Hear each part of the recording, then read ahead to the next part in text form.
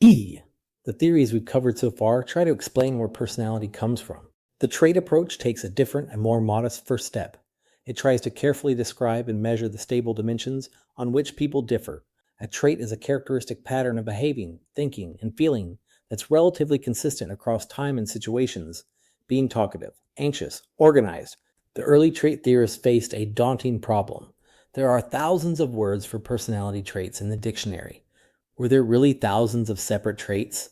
Using a statistical technique called factor analysis, which finds clusters of items that tend to go together, researchers gradually boiled that vast list down to a small set of core dimensions. After decades of work, a strong consensus emerged around 5 broad dimensions that capture most of human personality. They're called the Big Five, and a handy way to remember them is the word ocean. O is openness to experience, imaginative, curious, and open to new ideas at the high end, conventional and routine preferring at the low end. C is conscientiousness, organized, disciplined, and dependable at the high end, careless and spontaneous at the low end. This one strongly predicts success in school and work. E is extraversion, outgoing, sociable, and energized by others at the high end, reserved and solitary at the low end. A is agreeableness, warm, trusting, and cooperative at the high end, critical and competitive at the low end. And N is neuroticism, sometimes called emotional stability reversed, anxious, moody, and easily stressed at the high end, calm and secure at the low end. Now, why trust these 5 in particular? Because the evidence for them is remarkably strong.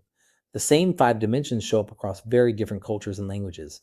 They're stable across adulthood. And here's the striking part: they have a real biological basis. Twin studies show all 5 are substantially heritable, meaning genetics account for a meaningful share of the differences between people. Brain and temperament research links the traits to underlying biological systems.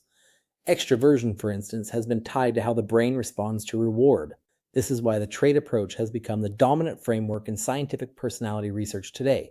It's measurable, replicable, predictive, and grounded in biology. Its limitation is that describing traits isn't the same as explaining how they develop or why a person acts as they do in a given moment. Description is not the whole story. Still, the Big Five give us the best map we have of the terrain. In the final segment, we'll ask the practical question that follows: how do psychologists actually measure all of this?